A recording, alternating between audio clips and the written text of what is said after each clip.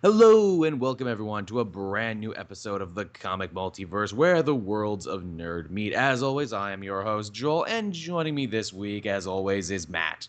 How you going, Joel? I'm doing all right. It's a lazy Sunday for me. It wasn't so poisonously hot today outside. I actually barbecued some ribs outside today, and I'm actually sitting with the windows open for once. Cool. I'm missing out on Thor Ragnarok filming to do this. Oh yeah, that's right. You posted a fun little picture there. It was Hemsworth and the other dude. They were just chilling in Australia, just hanging out. Yeah, they're shooting up in my city. The city's doubling for New York. Ah, God forbid Australia ever be Australia in a movie. Am I right? Yeah, yeah. If Is it's that too much to ask? Australia's only Australia in movies when it's getting destroyed by aliens And it's or always the massive Sydney, robots. and it's always the Sydney Opera House getting fucked Yep, over. yep. What do movie makers have against that opera house? What did that opera house do to anybody? It's shaped funny. It's trying to be modern art, but it's not. Fuck you, modern art, says Hollywood. I thought you were gonna go somewhere darker there, where it's like, a bunch of special effects guys, they were molested in the Sydney Opera House. That's why they hate it. That's why they want to blow it up every chance they can get. Damn you to hell, Opera House. But yeah, that's what my week looked like. We do have some news out there, everyone, for us to cover. But I also thought we would do something fun because there's not a hell of a lot of news. I thought it would be fun. I 5 hours ago took to Twitter and I asked the fans, I asked the comic multiverse nation out there, the comic multiverse universe, if you will, to throw some questions our way. And I figure if people like this, maybe we'll turn this into a regular segment on the show. I know people like when we read their comments, so I figure wouldn't that be fun, Matt? Yeah, it sounds fun. I guess the first piece of news and the big piece of news that everyone's been going on about, and one I'm sure everyone wants to hear us talk about, Zendaya has been cast as Mary Jane Watson in Spider-Man: Homecoming. And if you're anything like me, I'm sure you asked the same question: who is Zendaya, and is she like Cher that she only has one name? Apparently, she's on some Disney XD shows that I do not watch because I am 20 and older. And to which, of course, I'm like, oh, that's not bad news. I remember I was in another show when I heard this casting come down the pipeline. I'm like, oh, well, that's okay. I don't know who Zendaya is, but I didn't know who Tom Holland was either before he hmm got cast. And look how he ended up. And apparently, because she is a black woman, the internet took this news. The way that the internet is known for taking any news when it comes to racial diversity, and that is they took it really well and were really sensitive and Yeah. supportive I, about I'm it. really happy with how the internet reacted to this. It's I very know, right? mature. Very maturely. It's like you can time your watch to these sorts of things where it's like, oop, acceptance coming in three, two, one. No, of course they didn't. The internet threw a total hissy fit as they always did. It sounded a little something like, yeah, black, no red hair. It sounded a little like that. That's Yeah, that's yeah. my This isn't Earth 2 where the internet is good. This is Earth mm. 2 where the internet is bad. It blows my mind because I'm like, how many times are we going to have to do this dance? We did it over the ancient one. We did it over frickin' Heimdall all the way back. Yeah, it's always happens. I have no idea why. It always happens, and it's always weirdly selective. Notice no one pitched a fit about Deadshot being played by Will Yeah, Smith because, yeah, well, you can recast villains that no one knows with black people. That's fine. yeah, yeah. That's okay. Internet racists have no problem with that. As you'll remember when we talked about the Ray being gay last week, it's fine when you do it with characters no one knows about, but people know about Mary Jane. Yeah, yeah. Who gives a shit, man? As long as they I can know. act, it doesn't really fucking matter. Skin color doesn't matter. Hair color doesn't matter. If the fact that they get characterization and character relationships right, that's what's ultimately going to matter. And again, to bring it back to the Idris Elba thing, people threw a hissy fit, and then when that movie was done, what did everyone say was one of their favorite things about the movie? Fucking Heimdall. Heimdall in the Dark World is amazing. When he like takes down that fucking ship and everything, It's so an awesome. amazing bit. It's an amazing bit. I'm sure she'll be good too in this. Again, I haven't seen anything she's been in. What's interesting about this whole Zendaya Mary Jane Watson thing is that I think we got to see another level to internet outrage that we don't normally see.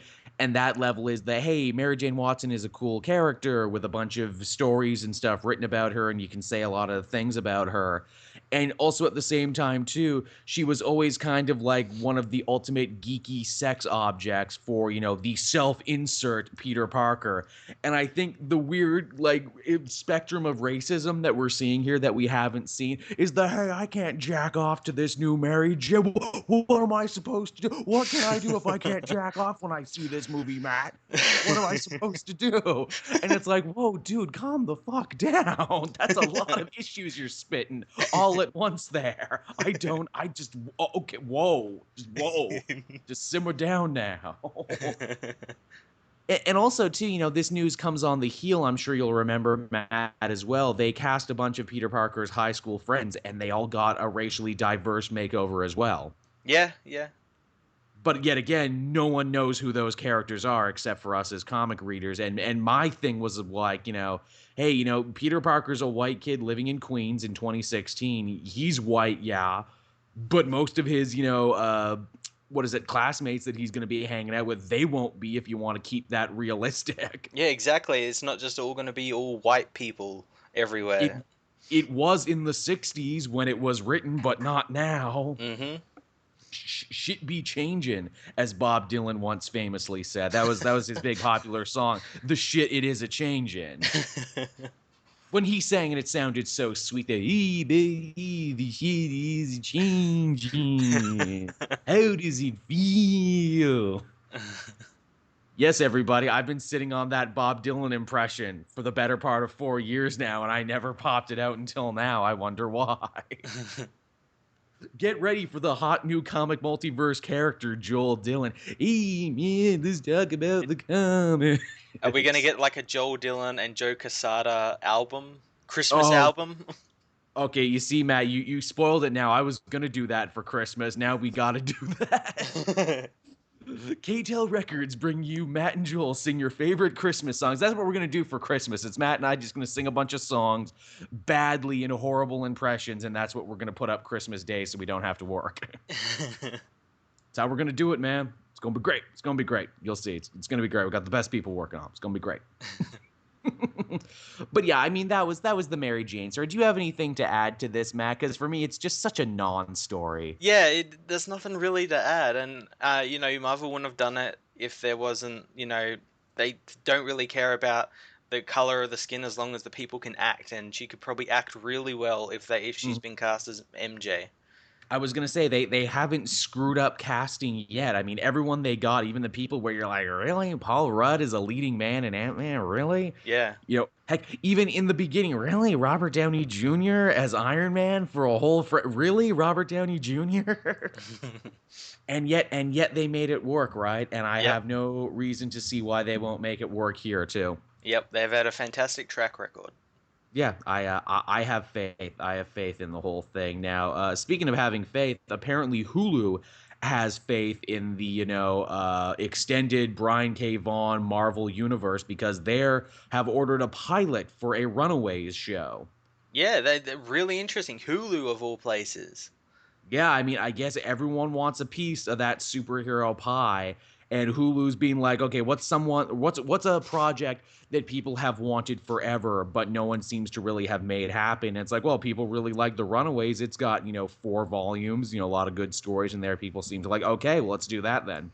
Yeah, but I'm really excited for this, but I know a lot of people aren't because it's not Netflix and Netflix is the best and everything that they seem to have with these Marvel projects, and they are the best. But I think a lot of people sort of hype it up a bit too much, and if it's not on Netflix, then it's probably going to be shit or something, You got to give them a chance, though. You got to give other people a chance. It could be good, and I mean, it's not like there's anything so dark or messed up in in freaking The Runaways that I don't think Hulu could do, or at least do an interesting version of. Yeah, I'm just interested how they're going to do that because isn't the Runaways like one of the members a dinosaur or something? There's a lot of weird ones in there. My thing is, I wonder how they're going to do Molly Hayes because she's the telepathic mutant, and I mean mutants. Well, it's That's a probably the thing, same as like Scarlet Witch and Quicksilver. right? You're an Inhuman now. Yeah, or like whatever the movie equivalent, like being tested on and had latent powers or something. I don't know.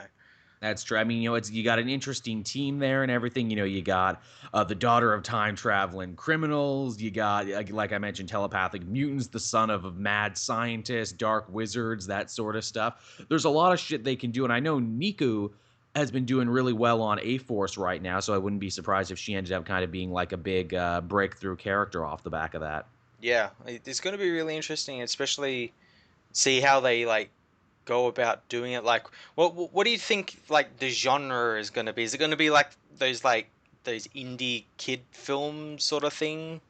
You could definitely push it in that direction if you wanted to, or maybe they'll do just straight up X-Men with it. Yeah, yeah, totally. They could, it's I'd be interested to see where they go. That there's a lot of stuff you could do. I mean, another way I'm sure they pitched it where it's like, look, let's do the young adult version of superheroes, and in many ways, Runaways is a good version of a young adult superhero story. It is, yeah. There's a lot of interesting places you could take it. All I can think about is like, damn, now I got to sign up for Hulu. Shit. I've avoided Hulu this whole time. Now, goddamn, they're going to have their own superhero show. People are going to want to know what Matt and I think about it. So, shit, guess we're going to have to get it now. God damn it. This is the thing now. This is the future. Every network out there, every station seems to want their own little piece of the superhero I'll sign pie. up. Does like Hulu offer like that free month or something? I'm sure they do. Because they'll do that like a day before it comes out, watch it, and cancel. There you go. See, Matt's thinking now. That's frugal Matt with his frugal skills he's laying down right now. That's smart. Yo, that makes sense. I like that. But yeah, I mean, Runaways could be really cool. It's just a pilot. I know some people were losing their mind, like, oh, they're ordering a whole show. No, the actual headline is they just ordered a pilot, so it's one episode. Yeah, and that could still fail because I mean, look at that Marvel's Most Wanted show. That got a That's pilot and they didn't true. order it. So yeah, it could even like fail and go to a different company. It could. It could, man. It's crazy to think. I mean, we all remember what is it? What was that other X-Men pilot from like the early 90s that failed, like Oh yeah. Generation X? Oh, let's not talk about that. I mean, look, it can't be any worse than Generation X, I'm sure of it. It can't be any worse than that failed Wonder Woman pilot.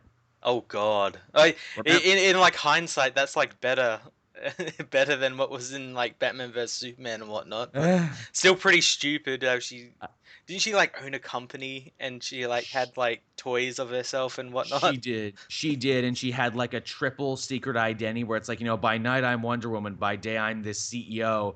And in the afternoon, I'm just a plain Jane regular girl who likes to eat ice cream and watch TV.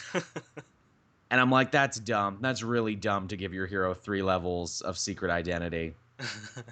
I remember poor Anthony Stewart Head in that too. Just Yeah. given absolute shit exposition he had to read. I'm like, oh, this guy's too good for this. Then again, that guy was also in one of my favorite bad movies ever, Repo the Genetic Opera, just singing his goddamn heart out. Yeah. Yeah. So maybe he picks poor roles. Who knows? I'll never forget also that was the thing too. Wonder Woman, murdered the shit out of people in that show, and there was a great scene where she like throws a pole through a dude, killing him. Yeah, yeah, yeah. She killed like a bunch of people in that. Killed him super dead, and it was hilarious because there's a bit where like they have a fight in the old abandoned warehouse, which is so old hat nowadays when Netflix has mastered the hey, let's have a fight in a hallway a la Old Boy. But yeah, they have a fight in the old abandoned warehouse, and there was like a bunch of dudes who, clearly answered the casting call of like, we need beefy extras. And they looked like poor out of work porn stars who just brought what they wore that day. And then Wonder Woman comes in wearing like a Halloween costume, Wonder Woman costume, and it's like, okay, fight. And for a second, I'm like, oh man, did I put it in the Axel Braun version by accident? No, that one's actually probably a bit more uh to the close to the source. Comic accurate. No, Axel Braun. it's really funny. Like I've seen pictures and shit of those, like the Oh Avengers yeah. one, and I'm amazed at like the costuming in that. It's like comic accurate down to Oh yeah. like Hawkeye has his mask and everything, and Axel Braun's Quicksilver was closer than any of the other two Quicksilvers, which I cannot believe that's something you would say. The porn parody version had a better costume. That's the true DC cinematic universe, the Brawniverse. That's the man who they should get to what is it, to direct the next DC cinematic movie. Get Axel Well, Braun he in. he knows how to do, proper mature stuff. So Very mature. like real mature, not like a 14-year-old's version of mature. Nothing more mature than venereal diseases, I tell you what. That'll grow you up right quick. Man, just be like, okay, look, Axel, we really like your style. We want you in here to take the next movie. And then he's like, okay, so this is where we put the sex, right? It's like, no. You know, we want families to come see this. Do all the talking bits, but none of the sex stuff. And he's like, I don't know if I can do that though. Yeah, axelbraun.exe has stopped working. Look, tell you what, shoot it like you normally would. We'll just take all the sex stuff out later. He sees it and then he puts out like a Josh Trank tweet like, man, I had a great movie 3 years ago. Then they took it away from me and edited it all out. All the stuff I was into. God damn it. But yes, that was Marvel's Runaways, which was how we started this conversation. But speaking of DC, and this is a crazy piece of news here. So we're getting a brand new DC animated movie, which is different from the ones we've already seen, like Judas Contract and Justice League Dark. This is going to be a continuation of the 60s Batman show, and they already have Adam West, Burt Ward, and Julie Newmar attached for this one. It's called Batman: Return of the Caped Crusader. Oh, this looks so good. It looks hilarious. Like a hell of a ride, and it's what they need in these DC movies after all these kind of like drab, kind of crappy ones that have come out. It's a nice breath of fresh air, that's for sure. And I personally love the idea that they got all the surviving actors together. Oh man, I hate to admit it, maybe for the last time. Yeah, that's true. They're not getting any younger Adam West, Burt Ward, and Julie Newmar, so this might be the last time we can really appreciate them. And I mean, like, they were never going to do another live-action version with all these characters. At least through the power of animation, they can all be young and flexible like they used to be. Yeah. But yes, this one looks fun. They've already said they're basically going to have all the villains you remember in this one. I'm sure the sense of humor will be intact. I wouldn't be surprised if they pay homage to the, some days you just can't get rid of a bomb. That'll be great. Bat shark repellent, all that good stuff. Yeah, I'm really excited for it. Yeah, it should be a lot of fun. It'll be a good laugh. And you know what I like about this? This is a Batman movie that I can officially watch with my dad, because as I've mentioned before, 60s Batman was my dad's Batman, and he will accept no substitute. Yeah, I think it'll reach a wider audience because, like, as you said, you'll have like dads and everything be like, "Hey, I remember that," and look, it's got Adam West in it. I'm gonna watch it. Yeah, this is the Batman I grew up with. Forget your Ben Affleck's. This is my Batman. And the kids will be like, "Who the hell is Robin?" Yeah, why isn't Robin dead? Yeah, really. Robin only makes sense when he's dead. Man, that's such a great bit again from Simpsons when they meet Adam West and Bart and Lisa go, "Who the hell is Robin?" I like that one where they're in the wax museum, and it's actually Burt Ward and Adam West dressed up as Batman, and Robin sitting in the back garden. They've been paid to sit there. Well, thanks, good chum. I've had a lot of surgery. Damn it, you're not supposed to talk. They'll yell at us again. Oh man, Adam West always a good sport, even after Batman. That's good to see. And speaking of Batman, our next story was a Batman-centric story too, and that is apparently Sean Murphy, who you'll remember from his work on Constantine and other stuff, is supposedly penning a mysterious Batman book. In an interview with one of the big comic sites, he let it drop that once he's done his new project, he's going to be working on a Batman book too, and I think he's going to be drawing it too. Oh god, another Batman book. I know, right? Don't we have it? Like, look, don't get me wrong. I love all the Batman books right now. They're all really, really solid. But do we really need another one? And if so, what will this new Batman book be? It'll be about Batman doing Batman stuff, and I guess. And Alfred will be there, being Alfred.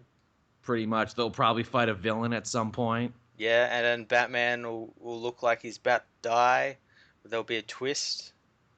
But then he won't die because he powers through because he has the power of Gotham on his side.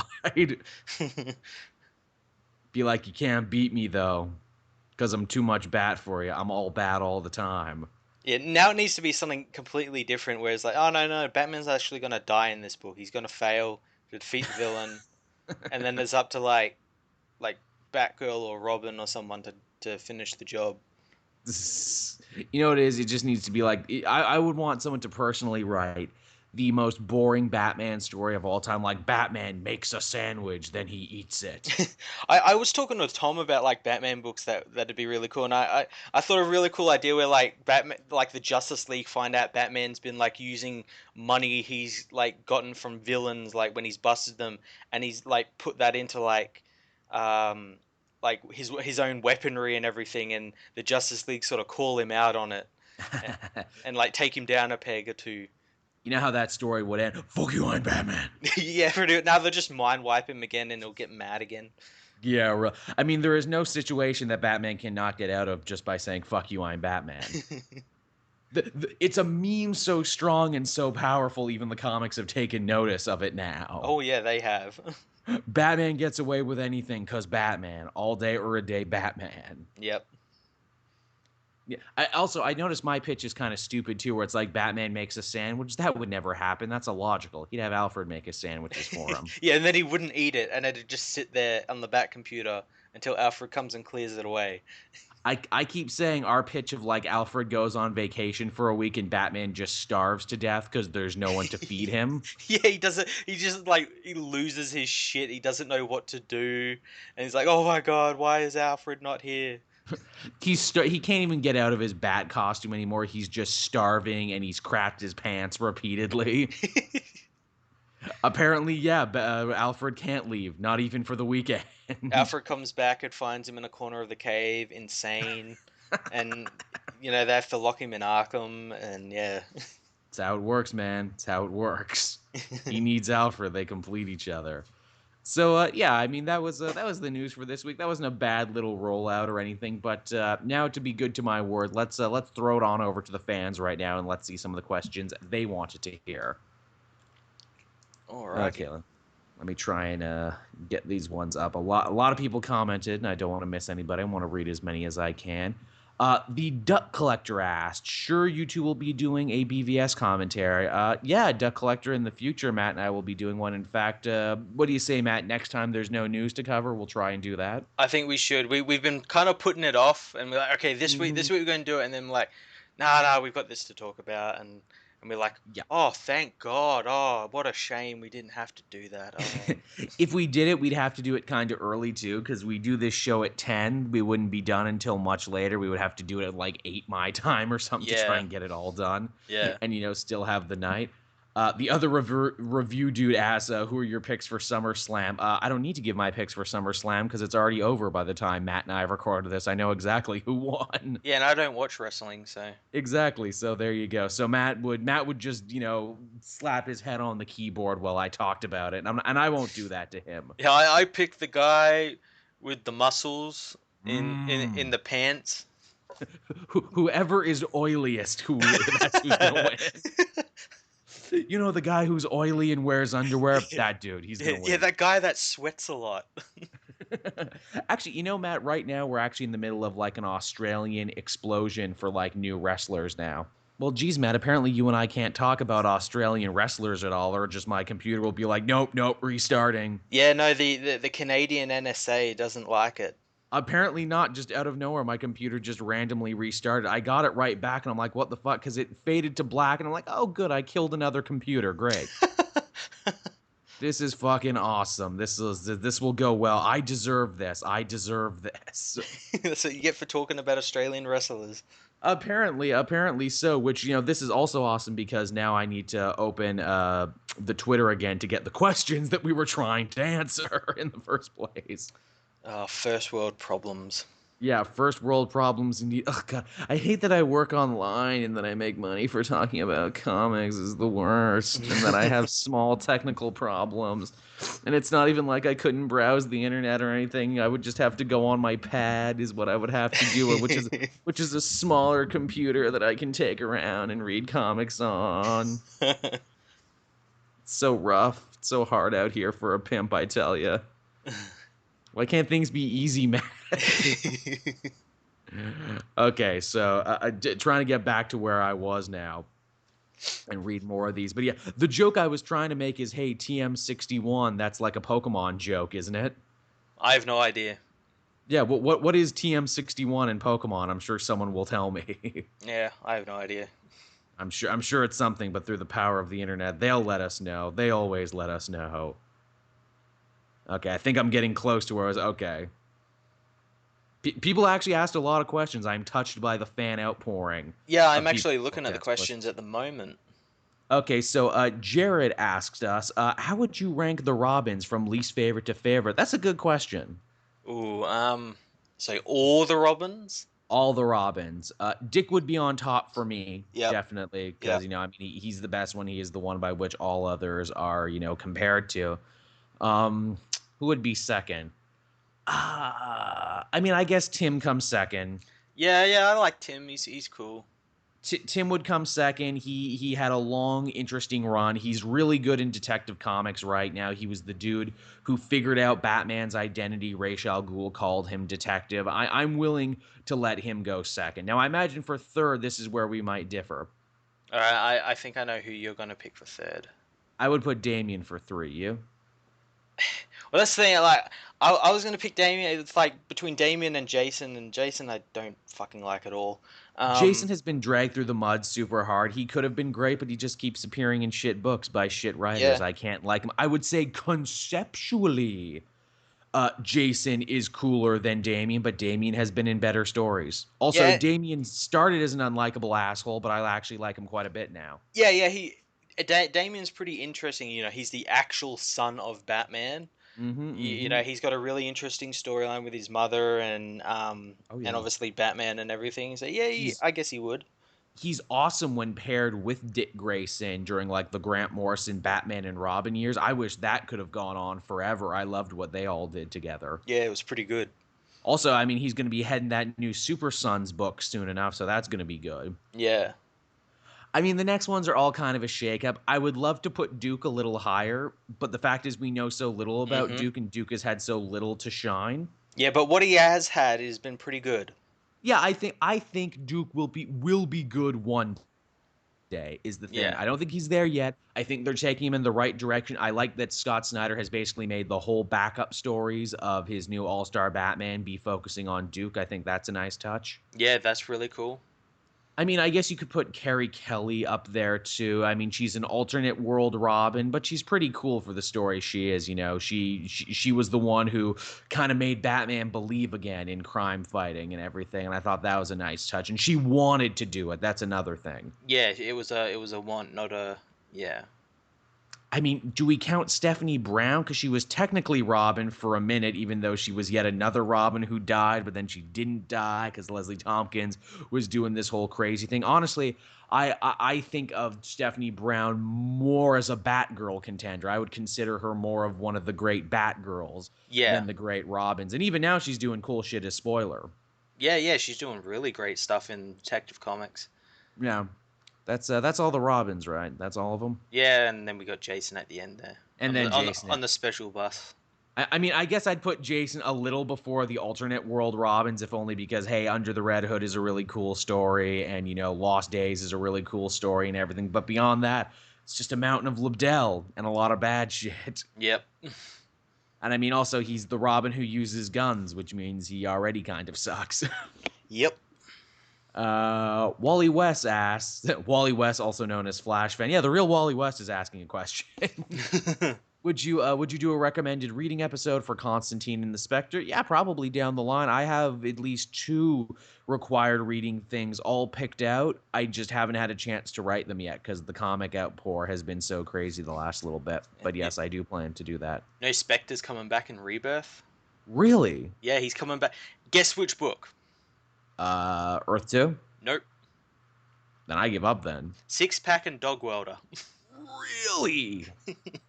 That's fucking nuts. Wow. Wow. Bringing him back in the comedy book. Holy shit. Yep. Is Ennis writing that? I'm not too sure. Because if it was, it makes sense for Ennis to try and bring him back. Purple Dragon asks, can Magneto pick up Thor's hammer? In the Ultimate Universe, he could definitely manipulate it Mm-hmm. and cause a terrible event. I know that much. Yep. I mean, Uru is metal. I don't know. Have they ever tried that in the main universe? They had to have tried that in the main universe at some point. I think Magneto, so. Master Magnetism. Or like even if he couldn't pick it up, I know like the handle has a bit of metal on the pommel, so maybe he could Hmm. manipulate that and pick that up, which is attached to the hammer. We'll say realistically, yes. Yeah, he Or can manipulate metal, and the hammer is metal. theoretically, we will say yes, he can. We can neither confirm nor deny, but theoretically, Matt and I will say that yes, maybe he can. Daniel asks us, why does every DC animated movie need Batman in it? Because Batman moves units and Batman sells. That's why. Dollar bills, y'all. It's all about Batman making it rain from the Bat wallet. Man, I don't know. I'm sure you looked at it there. The top selling comics for this month, but Batman was at number one. Oh, it doesn't surprise me. It was all DC Rebirth books this month, except for Poe Dameron, which was number 10. Well, they've all been pretty damn good. They have been. I think there hasn't even been a weak one. Even something like Red Hood, which I hate, and even something like Justice League that is generic, were in and of their own pretty solid. Yeah, they were the books that they were told they were gonna be. And I mean, like the best Marvel books this week, and we'll talk about that when we talk about what we read this week, were all non-Civil War II related ones. So what should that tell you? Yep. Oh, now here's an easy one from John Combs, longtime fan, longtime Twitterer. Best year of comic book movies in quality and what it meant for the genre. Oh, 2008, without a doubt. Oh yeah, that like kicked everything off. Like kicked Dark everything Knight, off. Hellboy, Iron Man, all in 2008. Yep, Wanted. Yep, Um, yep. I can't think of any other ones that were out that year. That one, and probably 2012 as well, because then that's the year we got like the Avengers, Mm-mm. the finishing. Although that was kind of a crap movie. The Dark Knight Rises. Yeah, but I mean, it was there. Oh, Yeah. Incredible Hulk was the Yep. same year. Yep. Was also 2008. Just a good movie for like movies in general. That was also Gran Torino and Wall-E and Tropic Thunder. Oh, Uh, Tropic Thunder's amazing. it is Kingdom of the Crystal Skull, but we don't have to talk about that. No. What was that? I don't know what movie that was. Quantum of Solace, which was the bad one. Kung Fu Panda 2, which I mean, the second one is better in my opinion, but it came out that year. In Bruges was 2008 also. Not That's a a good superhero movie. movie, That's but a a good really movie. good movie. Just good movies in general that year. Jumper, technically not a comic, but ripped off a comic. Yeah, it's 2008, just a great year in general for movies. Yeah. As I sit here and look back at all of them, I feel like we're missing something. Oh, The Wrestler was 2008 as well. Good old Mickey Rourke. It's a good movie. Eagle Eye, remember that? Shia LaBeouf. Oh no, the government's after me. I gotta run away. I'm paranoid, which is hilarious when you look at his life choices now. Man, Eagle Eye came true. Maybe the government really is after him.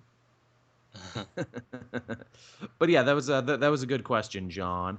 Here's another good one from Sec22. Who do you guys think will be the villain or villains for the four-way CW crossover event? Oh yeah, for the Supergirl, Flash, and all that. Um, Yeah. I could see them maybe like, I mean, if they've got Superman, I could see maybe Brainiac being it.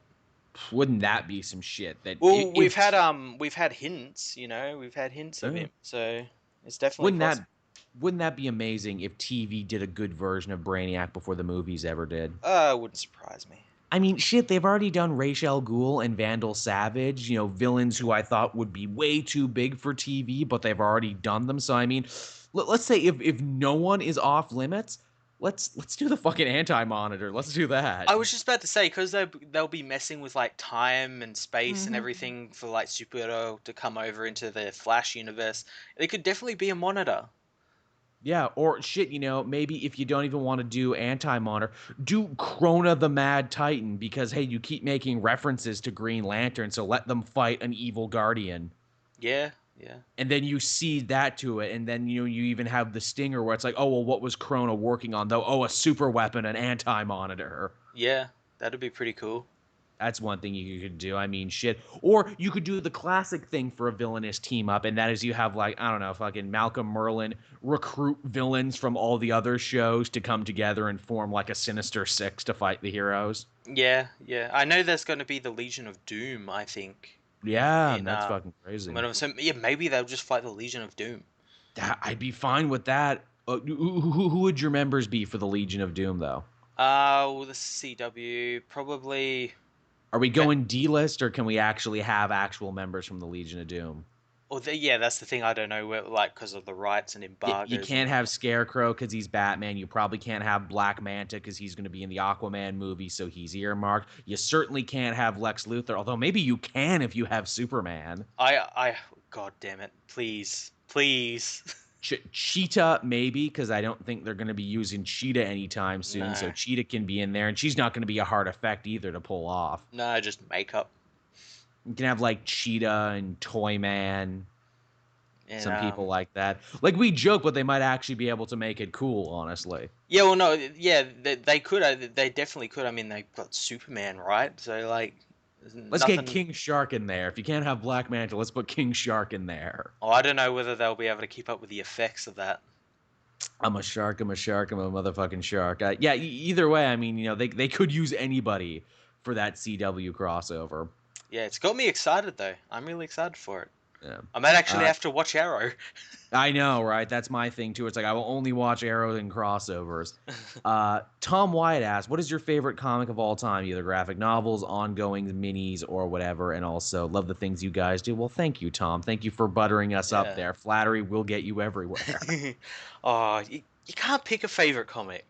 It's rough. I remember I did like a 5 not too long ago, like the Yeah. 5 timeless comics, or like the 5, ones that changed me. Punisher Max would be on there. All-Star Superman, I think you and I could agree on Yep. that, is one of the best ever. Yep. Judd Winnick's Green Arrow is the run that made me love Green Arrow as a character, so I will always love that run. Mm-hmm.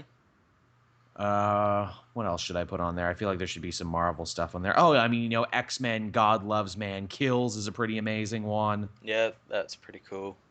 I mean, it feels like we shit on X-Men a lot on this show because they've been fucking up. But yeah, that's a really good X-Men story, everybody. Yeah, Gifted is another good one.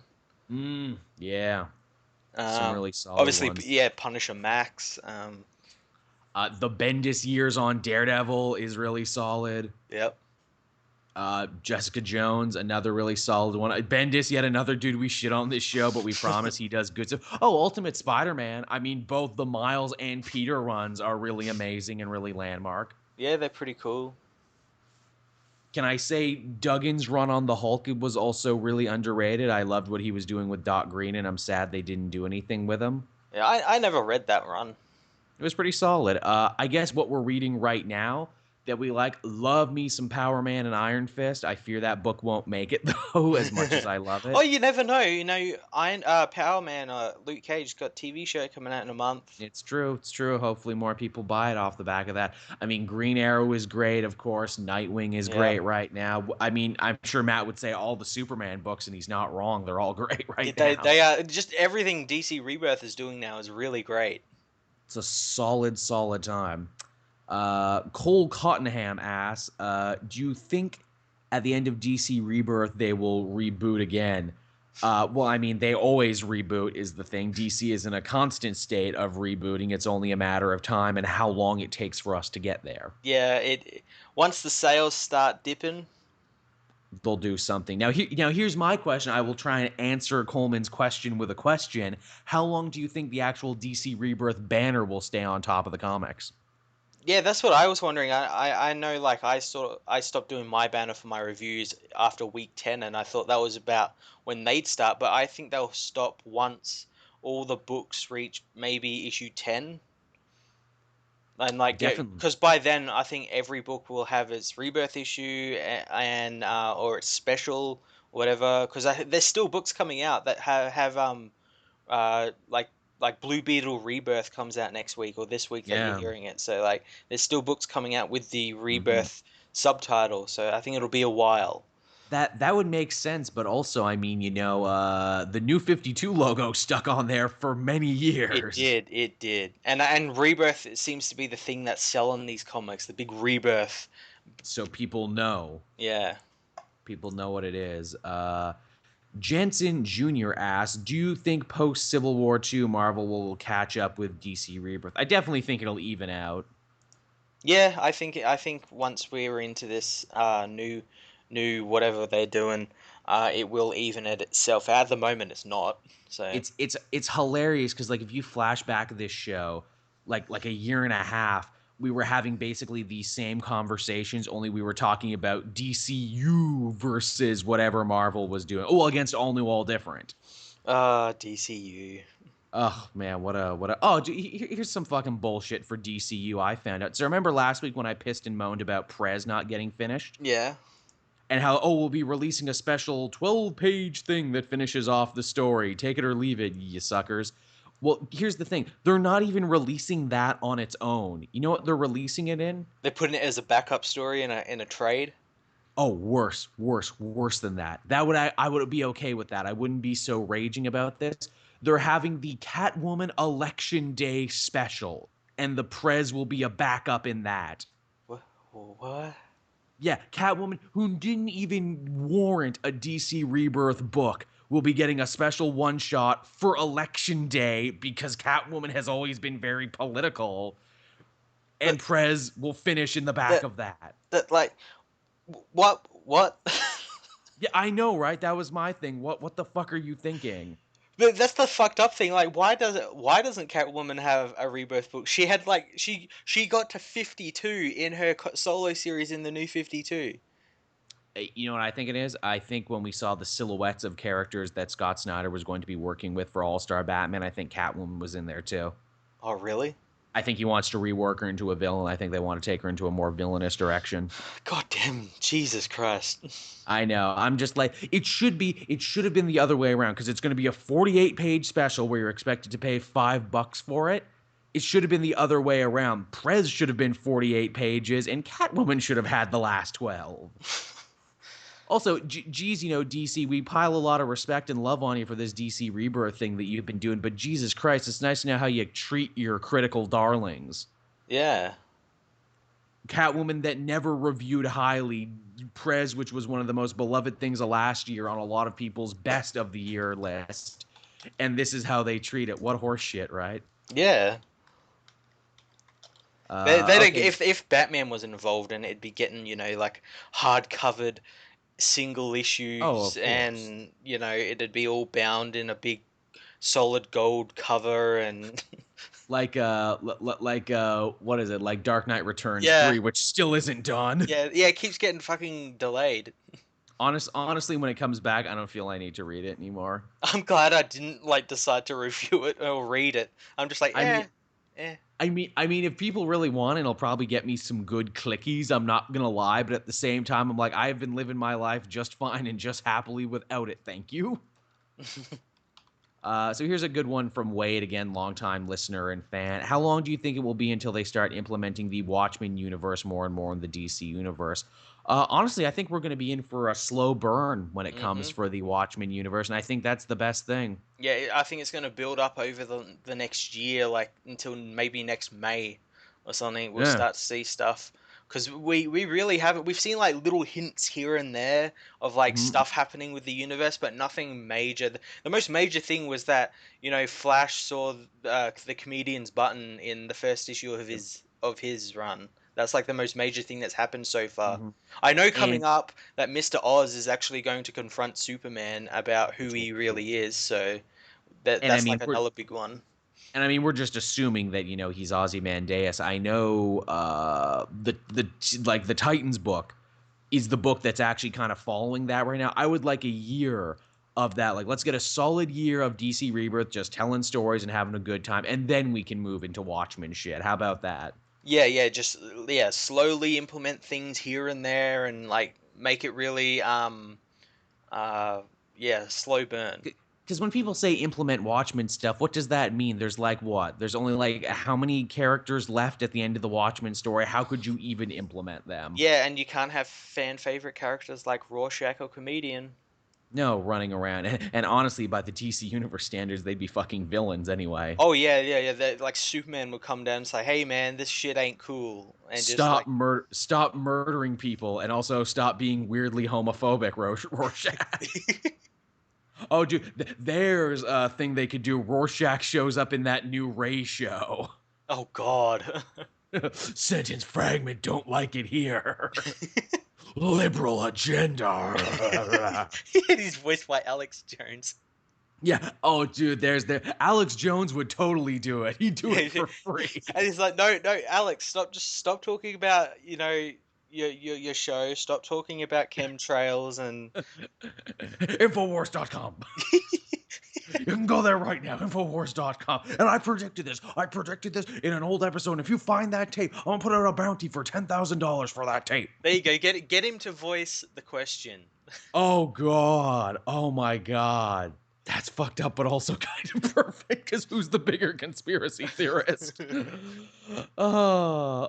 from that fucked up topic to Elijah Green, who's asking us, did you hear the rumor that Iron Man may make a cameo appearance in Doctor Strange? If it's true, how do you feel about it? I don't doubt that Iron Man could show up in any Marvel property. Yeah, and considering that, Doctor Strange is a well-known, he could have been one of the doctors maybe Stark went to sort out his arc reactor before number 3, and Steven went, fuck you, Stark, or something. I don't know. A lot of places you could take it. Yeah, or he could just be like at a party, and because It's true. and because Steven's like the world's best surgeon, he's invited. Yeah. Yeah, you could do anything with it. I think that would make a good post-credit scene, too. Mhm. Iron Man showing up at the Sanctum Sanctorum and being like, we need to have a talk. Yeah, exactly like how he did in Incredible Hulk. Yeah, all this magic shit, we need to talk about it. A, what is magic? B, should we be scared of it? And C, can I come in? Yeah. Can you make me an Iron Man armor that is magical? It is also magical. Hey, can I get that sweet cape? And Doctor Strange would be like, not until Infinity War. And also, yes. Here's a good one from Jonathan Elbeck. I hope I'm saying that right. What is the best indie comic not about a superhero right now? I love Southern Bastards. I've also been reading Rat Queens for the first time. I know everyone likes Saga. Haven't had a chance to read Saga yet, but I plan to.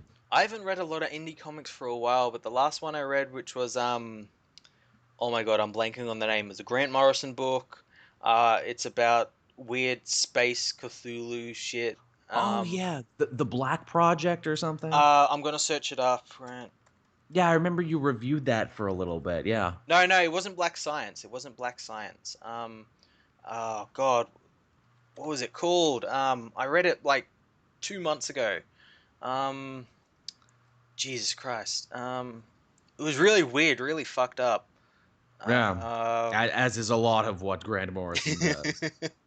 I've got comic pages here, but I can't find the name. I think it was called Nameless. Yeah, that sounds about right. Yep, it was called Nameless, and it was him, and it was about some weird planet, and these people go there and go insane because of Cthulhu stuff, and it was really gory, and it's pretty cool. Sounds like some classic science fiction. I can talk, right? I talk for a living, bitch. I can do it. We can all do it. I can do it 9 times. The Rye TV. This isn't so much a question as it is just a loud comic. Bring back the Pitch It series section. Well, we kind of already did that when we were trying to pitch a Batman story, where it's like, what if he just does nothing? Yeah. Well, what if Alfred goes on a vacation? Yeah, totally. What else do we got going on here? Zero HP Cosplay Jared asked, do you guys still carry hope for the DC Cinematic Universe after Suicide Squad and knowing the panic behind the scenes? I mean, it's hard to. It's hard to. My fan heart says believe, but my brain says, you've been burned 3 times in a row. Yeah, they need to get rid of Zack Snyder and like the people associated with him. So like I think his wife is a producer there, and Right. still. Did you see like what his wife was saying like earlier on in the week? No, what was She she was saying? talking about how his Superman Cavill is more relatable than other Superman because he's dark, and he's relatable because the real world is dark, and he goes through the same things we go through. And I'm just like, I can't remember the last time people looked at me as a god, and I had to sort of deal with that, you I know. know, right? And I'm like, We God just damn it, you completely missed the point of the character. we do that all the time as YouTubers, Matt. We are elevated to Yeah, gods like levels by the people. In fact, when we answer these questions, we're really just answering their prayers, is what we're doing. yeah. These tweets are prayers. Because we are kind gods, this is what we do. We can do this because we love you so much. We are kind gods. We will never flood the earth again. By which I mean we will never flood the comment section ever again. Yeah, but they need to get rid of those guys. Let Jeff Johns sort of run it, and I know like me and Tom have been talking about it. We want like Brad Bird for a Superman film. Oh my God, he would be like the Iron Giant guy. Come on, of course, he clearly loves Superman. Iron Giant is a better Superman than the last two Superman movies. Vin Diesel is Superman. Family, Corona, cars. Okay, look, we're gonna replace Corona and Cars with Truth and Justice. Okay, Can I still family. hold a Corona though? Sure, you can do it. Actually, no, Bud Light is sponsoring this one. Superman drinks Budweiser. I mean, come on. I mean, I think he could actually kind of pull it off in a weird way. Family, Corona, Kryptonians. Born on a distant planet, the last son of Krypton. Look, it's like, but I still need to be bald headed for this. I'm not going to grow hair, though. But it's going to be really confusing, Vin, when you stand next to Lex Luthor. It's going to be really confusing. Shadow Gabriel asks, favorite MCU movie? Oh, There's a lot to Jesus choose from Christ. now. They keep getting better and better, I but mean, my knee jerk is Guardians. I had the most fun with Guardians. I've rewatched Guardians the most. I mean, like Winter Soldier and Civil War might be the two best movies. Like if we're looking at it from a solely cinematic standpoint. yeah, I like the original Iron Man just because of like how everything sort of started there, and also learning about how like Jeff Bridges and Robert Downey Jr. like sort of improved a lot of the dialogue and everything, and it really Definitely, shows as well like how snappy it is and everything. totally. Yeah, it's hard. It's hard not to say that.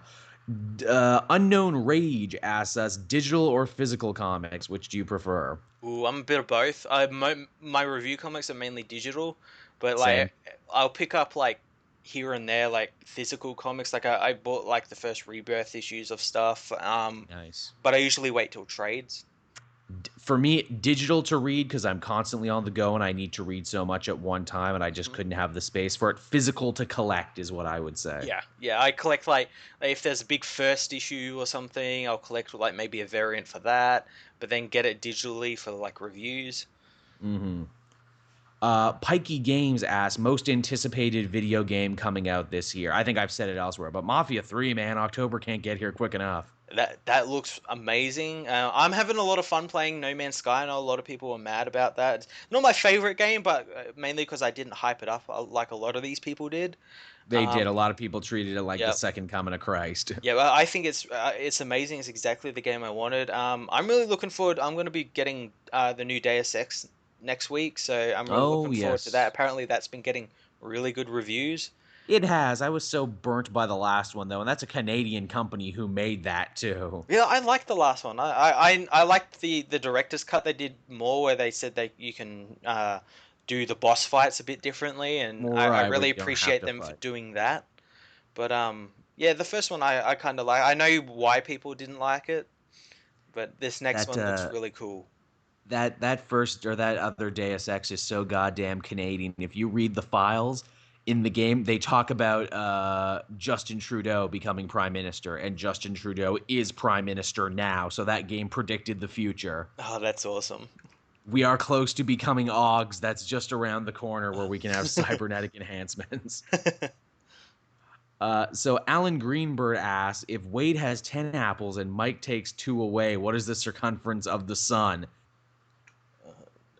Fuck you, Yes. Alan. Fuck you for making me think. You I cheeky deliberately son got of a into bitch. comic reviews because I didn't have to do maths. Yeah, that's my thing. Look, man, I can tell you about story and character development and theme. Don't ask me to do math. Oh, here's a fun one from Eric Profit. If you could have any power based on any aspect of your personality, what would it be? I.e., ADHD equals super speed. Huh. I can fall asleep just about anywhere, so I guess like lucid dreaming or astral projection. That's one of Joel's powers, to fall asleep anywhere. What about you, Matt? I don't know, what were the powers again? Something in your own personality, like as that would relate to superpowers. Like he said, ADHD would equal super speed, and for me, my falling asleep anywhere would equal astral projection. Oh, probably something like Kilgrave's power. Being I'm able to pretty influence. confident around people. I can talk them into doing stupid shit. How to gain friends and alienate people. That's Matt's power. That's a good one. That was pretty solid. I like that one. Yeah, being able to influence people, a la Jesse Custard or Purple Man, is pretty damn good. Yeah, pretty useful as Uh, well. Very useful. But then again, you have to figure that would be a hell in its own right, and they even kind of explore that in the Jessica Jones show, where having that power is basically like playing life on easy mode, and there's no challenge to it, and you get no fulfillment from anything. Yeah, you in doing that you'd become socially inept. Yeah, for sure, because you can just do whatever you want whenever you want. Yeah. Chris Cano asked if we could recast a Fantastic Four movie, who would we recast it with? Oh, I'd have hold on, let me look up his name. Oh, There's a Matt guy. came prepared. Yep, there's a guy. He's the guy who played the Rocketeer. Oh yeah, he's good. Yep, you look at him now. He's on like some TV show. I can't remember what it is. But he looks exactly like Reed Richards with a beard. Nice. I'm gonna look him up now. I've said it elsewhere and I'll say it again. John Hamm is Reed Richards. Yeah, the guy's name is Billy Campbell. If you look at him with a beard, he looks exactly like Reed Richards. He's got like the beard. He's got like the grey sides. He'd be a good Reed Richards, and he's a good actor as well.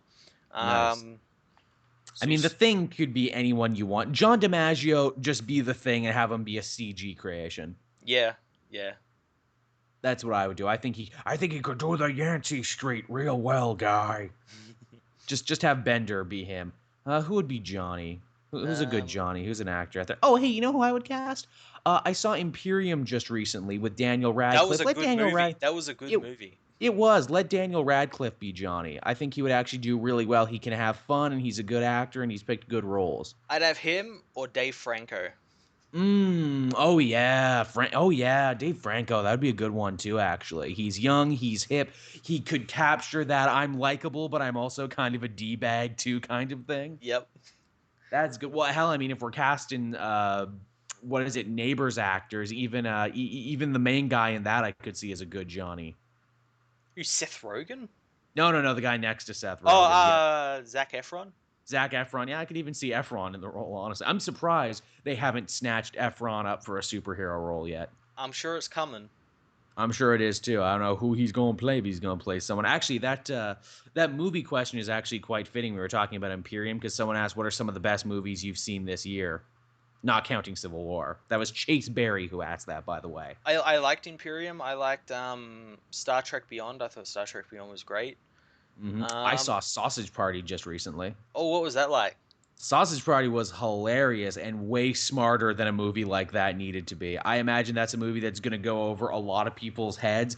And wow, I thought they were going to be subtle with the whole religious subtext, like Sausage Party I had read in reviews as a big middle finger to religion. They are not subtle about it. They say right away what their intentions are. That's great. And yet more interesting than that, at the end they don't let atheists off the hook either. They're like, look, atheists, the problem, the reason that your style of thinking hasn't picked up yet is because you're being dicks about it. You need to be nicer about it. That's cool. That's cool. No one will ever change their minds getting yelled at. And I'm like, wow, that's really deep for a movie about talking fucking food. I haven't seen it yet, but I know it's going to be good. Is the David Brent Office movie? Oh, really? That's a thing. Yeah, yeah. Ricky Gervais is coming back as David Brent. Oh. It looks funny as fuck. Like that awkward sort of funny Hmm. that The Office is. The trailers and clips that have been released look amazing, and I can't wait to go see that. Oh, The Nice Guys was great. Yeah. Oh my God. How have we not talked about that? That The movie Nice was Guys, amazing. one of the best buddy cop movies ever made in years. Written by the guy who defined buddy cop movies, Shane It's Black. true that dude still fucking has it all this time later. What a champ, yo. Yep. What a champ. A movie I know that only got a limited release in America is Hunt for the Wilder People. It's the guy who's directing Thor, his most Oh, recent nice. film. It was a great film. It was about a kid who gets lost in the New Zealand bush with Sam Neill, and they think he's been kidnapped by the guy, and because they think the guy's like a child molester, and it's like a comedy with all these like cops and SWAT coming after the kid, and the kid's like, "Oh, fuck you guys, I'm just going into the forest." Sounds good. Oh, also too, something that just came across my thing right now. It's not a question, but it's really nice, and I was sure to retweet it. Zero HP cosplay did a nice little picture of you and me. You're dressed as Superman. I'm dressed as Green Arrow in the newer costumes. Thanks, man. Oh, awesome. Oh, that was Jared Noble. He signed his Oh name on that. yeah, Thanks, Jared. We cool. know you. Your new Twitter handle threw us off. But yeah, that is awesome. Thank you for that. And yeah, I guess that'll just about do it for fan questions. Thank you all for that. We had a nice little conversation. We'll have to do this again in the future when the news is light. Yeah. I like getting a chance to do this one. Some questions were so good, I wish we had a chance to research them. So I guess with that out of the way, we can hop into what we read this week. This was a big week, and admittedly, I haven't even had a chance to read everything yet. I actually got ahead of a little bit of myself, and I've read like most of it. I still got a couple to go, but I'm ahead of where I usually am this time of the week. That's good. I've been busy. I had stuff. I've been running around trying to get shit in order for my New York trip in October. I had to go get some passport pictures taken. I also wanted to put in my taxes for last year because I don't know if you know this, Matt. New York is expensive. Oh yeah, I figured. New York is fucking expensive. And I was trying to look for some travel packages there, and they're like, oh, yeah, we got a whole travel package. Your breakfast will be comped and everything, and you'll be a comfortable trip and all this other stuff. Yeah, but we're going to make you stay in New Jersey for a couple nights, though. like, Which, like, wh- hopefully you die there, so we don't have to service you anymore. yeah, really. Which, don't get me wrong, I'm sure there's some nice parts of New Jersey, but this will be my first time going to the States in New York. I really don't want to have to commute from Jersey into New York City. Keep that rape whistle handy. Yeah, yeah. Amongst other things, like in the old Looney Tunes cartoon where it's like, "Yep, we got a plucked chicken over here, boys," and then his vision turns and he turns into a plucked chicken. That will be me. I mean, you really don't want to read on the news the next day where it's like, chubby Canadian YouTuber found stabbed multiple times with small amounts of crack sprinkled on it. Because that's just what happens in New York. I also couldn't help but think of like Homer when he talks about why he never went back to New York. I'll get chased by a pimp. I'll Yeah. fall down a manhole cover. A seagull will take my pizza away. I'm very frightened for New York people, is all I'm saying. But with that out of the way, Matt, I'll let you go first and talk about what you read this week. I had a big week this week. Obviously Didn't we we? got the first issue of Supergirl. Yes, Was this week. apparently it's just like the TV show now. Yeah, yeah, they're sort of rebooting her into more in line with the TV show. She's working for the DEO, She has with step parents now that she never had before. yep, with her foster parents, Eliza and Nathaniel Danvers, I think their name are.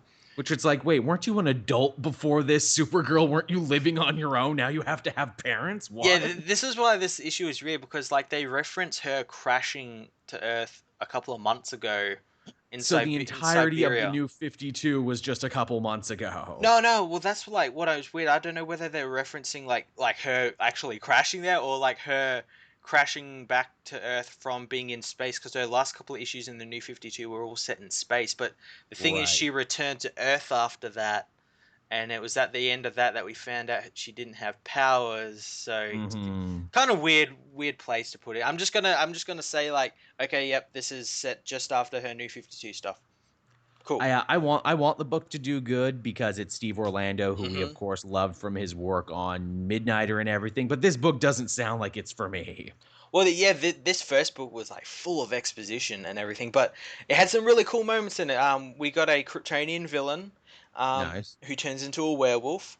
Oh Uh, yeah, I was hearing about that Kryptonian werewolves because apparently that's what red kryptonite does now. They've changed what red kryptonite yeah, does. and I'm really happy. It's more like its original effects, where it sort of affects the Kryptonian DNA, and you get sort of different monstrosities and everything. Whereas in the New 52, it was like it creates like alternate realities in your head or some shit, some really Didn't it crappy also stuff. create like translucent skin? They keep changing Yeah. what red kryptonite does. I like it from like the Donna and John's runs where it like changes your DNA and everything. I think that's Mm, really cool. yeah, that makes sense. So yeah, it turns him into a werewolf, and he got locked in the Phantom Zone because He was a Z- werewolf.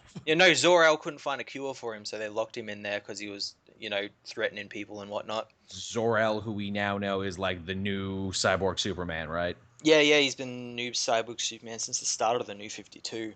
Right. So they're carrying that over, and yeah, just sort of set up everything, gave her identity of Kara Danvers, and said she's going to be living it with these two parents and everything, live a normal life while working for the DEO and everything. It was a And real living in another exposition city. heavy book. And living in another city so she doesn't step on the toes of like the 40 super people who are flying around Metropolis right now. Yeah, that's going to be another interesting thing whether like Superman will actually turn up in this because it's not her Superman. So it'll Yeah, be like an yeah. interesting dynamic between the two of them. Like they know each other, but they don't. Maybe it'll be like what they were doing with Old Man Logan and like Laura X-23, where it's like, look, I don't know you, but back on my Earth, I had a Supergirl, I had a Kara, and she was basically like a daughter to me, and let me be a father figure to you now. Come on, come on. Yeah, that'll be really cool. Or you might even have another direction with Superman being like, no, I can't adopt a Supergirl right now. I got my own fucking kid. He's a real dick about it.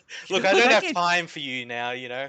I can't deal with your little frou-frou problems. I got my own kid and I'm getting chased by the Eradicator. Yeah, fucking Doomsday is destroying Metropolis again, man. Which, you know what? Superman being a dick to Supergirl would actually be very in line with like the golden age Superman and how he treated her. Those covers, those Oh clickbait yeah. covers. Totally. Well, true fact, everyone. In the most original version of Supergirl, when she crash landed on Earth, Superman made her go live in an orphanage because he Yeah, couldn't deal with her. yeah, he was a real dick. Oh, he was a fucking asshole. He's like, and also wear a wig, or else people will know you're super. I can't have that. Now, Yeah. where's Jimmy Olsen? Yeah, I need to steal his tears. Yeah, really. Man, Golden Age Superman was a dick.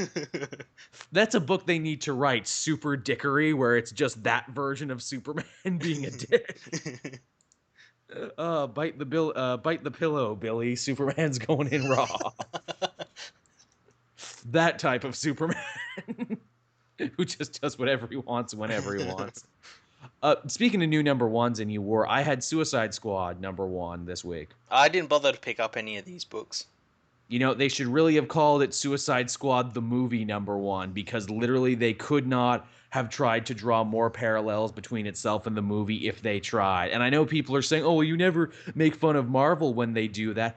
A, yes, I do. B, Marvel never does it as clumsy as they do it in Yeah, this they're book. not. They usually it's like costume change here and there, or a little thing. It's never like, look, this is. They don't have Jeff Johns come out saying the movies aren't going to dictate the books, and then Uh-huh. announce the Suicide Squad that's just the movie. Yeah, allow me to count the ways to you, Matt, that this makes reference to the movie. Bel Rev looks completely different now. It's no Yep. longer in the swamp. It's now on a swamp island, closer to making it look like how it does in the movie. Mhm. Amanda Waller gets called the Devil, which she never Yep. was called the Devil before the movie, and now everybody's doing it. Yep. It's the new hip thing. Everybody's doing it. Same team from the movie, of course. Katana is Rick Flag's second in command, Yep. which they never bothered to explain because we just now got Rick Flag back, but Katana joined the team before him in the Katana Most Wanted miniseries, but apparently they're best friends. Ain't that some shit? Harley Quinn plays around on her phone, which Yep. again, you are a criminal in prison. Why do you have a phone? Why is no one going to take this phone away from you? Yep. Although they do get a funny joke in because Waller blasts them into space as part of a Black Ops mission, and she's playing Pokemon Go on her phone out in space. Far out. And she's like, oh, there's some good Pokemon up here. And I'm like, I bet there'd be some good Pokemon up there. Harley's right. Killer Croc does not make a good impression on his first mission. He starts puking when they go into space, and he almost drowns in his own puke in his space helmet. Oh, fantastic.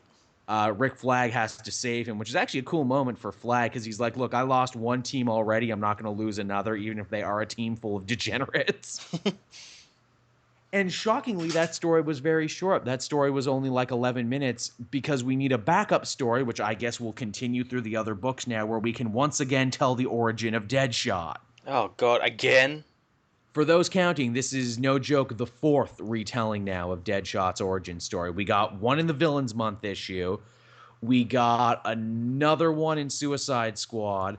Then we got the Deadshot Most Wanted book, and now we're hearing his origin for the fourth time. Yeah, he's going head for head with Wonder Woman there for Origins. I know, right? This is even more hilarious because this new origin retcons stuff that happened in the Deadshot Most Wanted book, which only came out a couple months ago.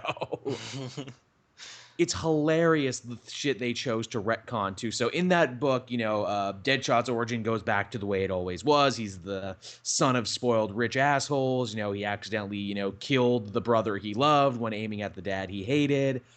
He had a daughter who's the only, connection he has to being a good person and everything.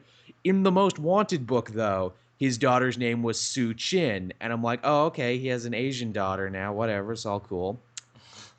Even though in the old 52, his daughter's name was Zoe Torres, and she was half white, half Hispanic.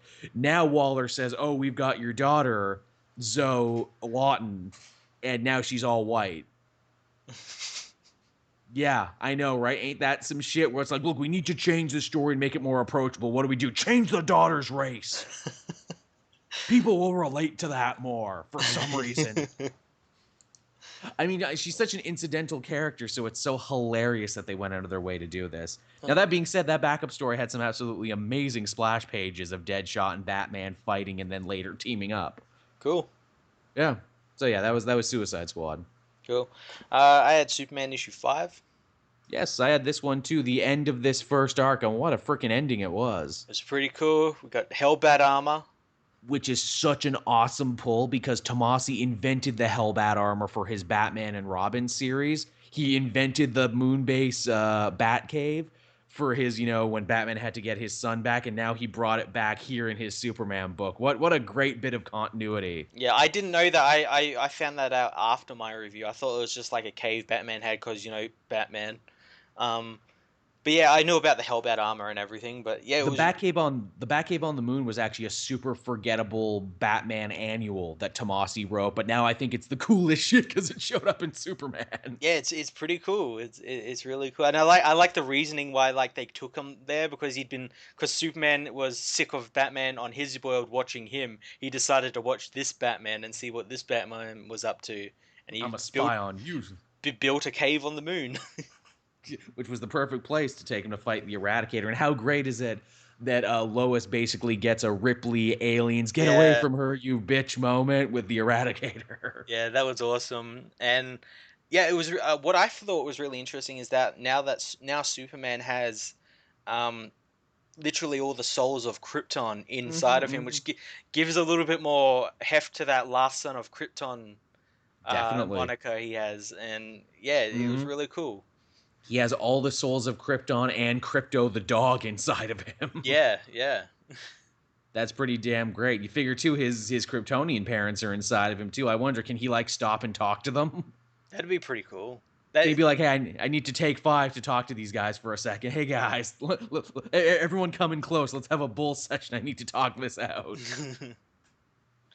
Does that mean he has information now about Krypton that he might not have had before because he has all of them living inside him? Sky's the limit, honestly. Yeah, I'm interested to see what they're going to do with that, if they do anything with that. He could just let them go at the end of the next issue. Yeah, yeah, he could let them go to like maybe a death, or maybe he'll try and bring them back. Because I know in the past, like when Superman has had either rumors or access to stuff with Krypton, he's gone sort of like laser beam focus on getting Yeah. that fixed and everything. So Do you would know this better than me. Do we still have the Candor jar? Is that still around anymore? Did they get rid of that? oh, I can't remember honestly. Cause I'm thinking if they didn't, maybe he'll put the souls in a jar and that'll be his like, bottle city of Candor, only with souls. It's possible they're doing something similar on Earth 2 at the moment, because Fury on Earth 2 has a box with the souls of all the dead Amazonians in it, Oh Jesus. called the Pandora's box. Ah, fitting. So yeah, she's looking to like release them on the world so they can inhabit people and become Amazonians again, like a physical Amazonian. So maybe something like that might happen on Earth 1 as well. Huh. Don't tell me for the next arc of Superman we're gonna do World of New Krypton again. That'd actually be pretty cool. I would be for it, honestly, because they've been hitting 100. Now it's Kryptonian ghosts infiltrating people's bodies, and they form a new community called New Krypton. Yeah, and it's on the other side of the sun. Yeah, Little Krypton. So yeah, that was a solid one. I read a Marvel book this week that I actually quite enjoyed. In fact, it was one of the few tie-ins to Civil War that I didn't think was a total waste of time, and that was The Fallen #1. Yeah. Yeah, this was a one-shot like The Accused from last week. This was essentially the funeral and fallout of the death of the Hulk. Oh, cool. I saw it and I was like, all these like tie-ins have been kind of hit and miss, so I'm just gonna stick with like Gods of War. Yeah. This was definitely one of the better ones because you get to see everyone. You get to see Betty and Rick Jones. It's a Greg Pak book, so he brings back the frickin' Warbound from Planet Hulk, and they hang out. Cool. Which begs the question: what the fuck have you been up to, Warbound, this whole time? You've just been living on Earth. What have you been doing? Just kicking it. Just Netflix. playing Xbox, eating pizza, doing the Earth thing. It was pretty great. Betty goes to see her dad in prison too. This book is funny because Greg Pak picks and chooses what continuity he wants to adhere to. So yes, all of Hulk's buddies lost their powers. They don't say it was Hulk and Doc Green that did it to them. uh, what is it? General Ross is still in jail, as he was at the end of the Duggan run. And they do imply that, yes, he will be getting his powers back later because he needs to be the Red Hulk in USA Avengers. Yep. But yeah, The Fallen was really cool. There's a great bit there where Banner reads off his will via video, and I thought that was really nice. Cool. Sweet story, especially if you love Hulk and Hulk's characters. My favorite bit is Hulk puts in his will there, and to Rick, I give my Jimi Hendrix guitar. Where it's like, wait, the Hulk had a Jimi Hendrix guitar? How did that happen? He's just bored one day in the lab, so I bought it on eBay. That's a story Use I want Shield to hear. funding. to buy a Jimi Hendrix guitar. Even the Silver Surfer showed up to the Hulk's funeral. And it was great because there was a bunch of people outside all pissed off at the Hulk, being like, he destroyed our livelihoods. We're happy he's dead. And, Silver Surfer comes down. He's like, calm thy tits, all people. I have the power cosmic. And one of the powers of the cosmic is to put you at ease. So everyone be at ease now. And that's what he did. But yeah, The Fallen is good. I can understand if no one wanted to read a lot of these Civil War II tie-ins because a lot of them have kind of been sucky, but this was one of the good ones. Apparently the one-shots are the good ones. Yeah. Yeah, what else did you have, Matt? We'll keep him with the Civil War stuff. I had Civil War 2 Gods of War issue 3. That's on my pile. I'm sure it's good. I want to read it. Hercules' story has been so much fun. It is pretty cool. It's a rabid Hercules fighting the Avengers, and it goes as well as you think. But it's actually really funny as well because like the Avengers rocket, it's like Spider-Man, Captain America, Captain Marvel, and Gilgamesh is sort of telling them about it, and Spider-Man's like, "Hey, that's Gilgamesh. I forgot he existed." So did everybody. Yeah, that's just like about the Gods of War. Everyone's kind of forgotten about them. And they obviously can't see these new gods, so the new gods are like playing tricks on them and everything, Yeah. like pulling faces at them and everything. And the way they free Hercules from the control is that since he was an Avenger, he responds to Avengers Assemble. Oh, So that's Captain nice. America yells that, and it gets rid of the control that he had on him because someone else that he's friends with called him into action, and yeah, I guess he's now an Avenger basically. Well, we know he's going to be an Avenger Yeah, because we've yeah. already seen all new, all different Marvel Now Avengers. Hercules is going to be on that team, which is cool He's gonna because be on the all new, all different Avengers, or just Avengers? Because I wasn't too it's sure which team he was gonna be on. it's just called Avengers now, but Mark Okay. Waid is still writing it, so there you go. Cool, yeah. And yeah, it was a That'll pretty cool go book, well. and it's cool seeing all the other gods of war. Like Beowulf's my favorite. He's just Yeah, some Beowulf is, Irish dick. He's and you amazing. and you know he's Irish because they write it in that phonetic Yeah, Irishiness, so you yeah, know he is. yeah. Tora Laura Laura, someone put a bomb in me potato. Oh no. Uh, I'm one of the oldest characters in fiction. Literally, am I a hero or am I one of the oldest stories ever told? You decide. But yeah, that one was good. What was another one I had this week? Oh, Batman #5. I mean, the end of Tom King's first run. that was pretty cool. Was it the end of the run? Not the end of the run, but the end of this first arc. Yeah, yeah. I didn't think it was. I thought like next issue was.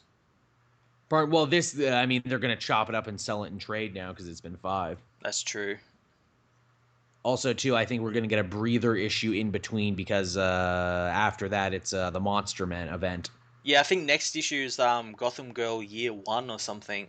Which I'm like, really? Okay. Yeah, is she gonna become another hero? Is she? Because by the end of this issue, it looks like Gotham actually died. Oh no, he was dead. I'm almost certain he was dead. Yeah, yeah. I like the moment as well. I don't know whether it was just how like the scene was like drawn or set up, but it looked like the death of Superman scene with Yeah. Lois holding Clark and the background and the cape, but in this it was Batman. Heck, I didn't mention it in my review, but that little 4-panel shot of Superman fighting Gotham was just like the 4-panel shot of like robot suit Batman fighting Superman in The Dark Knight Returns. Yep. Only with the positions reversed this time. Man, how cool is that under Tom King? How much Batman has matured and grown for Batman to be like, I need help. Yeah, I need Justice to League, please come. call the Justice League. Get on the bat phone, Alfred. Justice League, please come help me. I need help. And it's good. I was kind of wondering, like, how is he planning on defeating these two Superman level beings who Mhm. are both insane and don't have weaknesses to kryptonite? Yeah, I know, right? Once you take that kryptonite away thing, you're fucked. But I think Tom King found an interesting way to explain their powers, being like, look, they sacrifice years of their lives in Yeah. exchange for super abilities. They could be heroes for 2 years, even though they know they're going to die, or they could be unto gods for moments at a time. Yeah, I thought that was really cool. The thing I didn't like about this issue, we didn't get to see, like, Psycho Pirate or Hugo Strange. I think because they're going to be the villains of Monster Men. Yeah, that's kind of, like, disappointing. We saw them, like, once last issue, and then we haven't Yeah. seen them at all. Yeah, I think they've set them up to be villains for Night of the Monster Men, which is Yeah. fitting because Hugo Strange was the villain in the original Monster Men story. Yeah, that's going to be pretty cool. Yeah, it's gonna be cool to see him back again. So yeah, Batman, pretty solid. Also, like, how have we not talked about Alfred as Batman? Oh my god, that was the greatest thing ever. That was so good. I love that in this comic, Alfred is sassy Alfred. He's smart ass Alfred. Yeah, yeah. Unlike in every other Batman book where he's crying Alfred, all Michael K. Oh, Master Bruce, why you gotta do that, Master Bruce? Here he's just like, oh, here's me again in the batsuit. Oh, yes, Master Thomas, I would love to be Bruce's ward. He's such a good child, yes. I hope I get a raise. If you Yeah, want me to don the batsuit again, give me a raise. yeah, what you gotta think, man, what's he paying him already? For all the work Alfred does, how could you put a price on any of that? Yeah.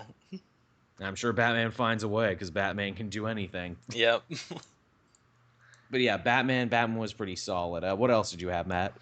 I had all new Wolverine issue 11. Heard great things about that one. That one's on my pile. I'm gonna read It's that pretty soon. cool. It was a Civil War tie-in. Ulysses flashed on Wolverine killing Gabby. So Shield and Captain America and Agent Hill sort of come. Jump the gun. Yeah, they sort of like come to Laura's apartment, and we get a cool moment with like Captain America talking with Logan and everything, because they had like that sort of moment in Old Man Logan. Yeah. So they talk again, and then shit goes south.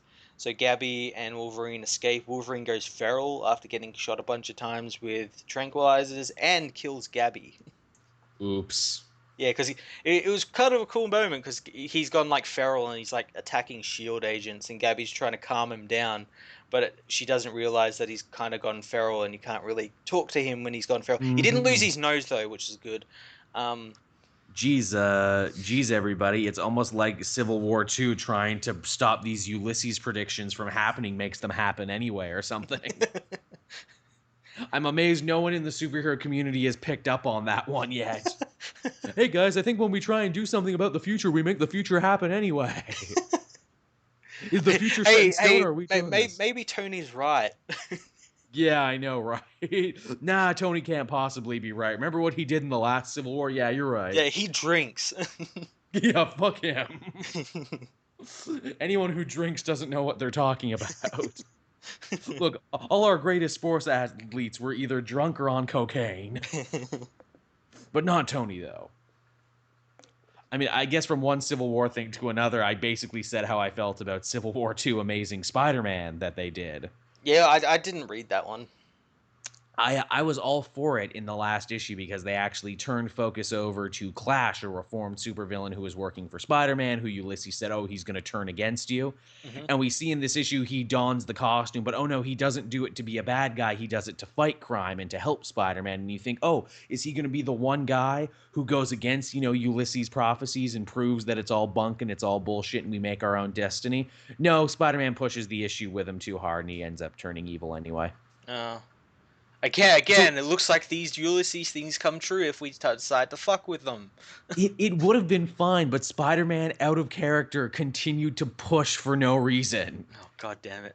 Everything would have been fine. He's like, oh, you did great there, Clayton. That's good. But we're still going to have to talk to the parole board about you and everything, and you can never work with Sonics again. You know that thing that you're an expert in? Yeah, we can never let you do that again.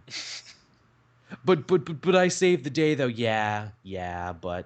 yeah. But still, yeah, no, can't do it. It's like, look, man, we all fall off the wagon, man. Tony Stark, he can't drink anymore, and Harry Osborn has to take pills so he doesn't go goblin crazy.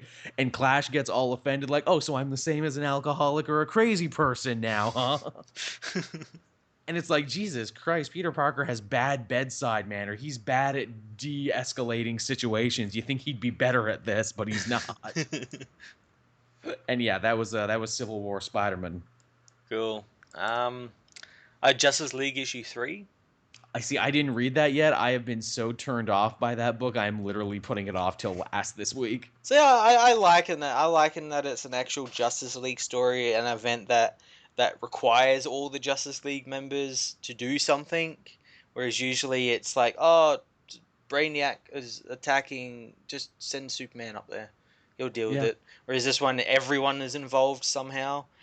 We got a little bit more about like what exactly these Reapers and the Kindred are, and the Kindred are like trying to protect the Earth kinda, but destroy it, and it's really weird. Superman gets sent to the center of the Earth to stop a device there, but he's having trouble because of all the heat and pressure. It's like the pressure of like 17 atmospheres or something, and like the Rock before him, Superman must go to the center of the Earth. Mm-hmm. Yep. Yeah, like the Rock and Brendan Fraser and all the other great heroes, Jules Verne and everything. Yep.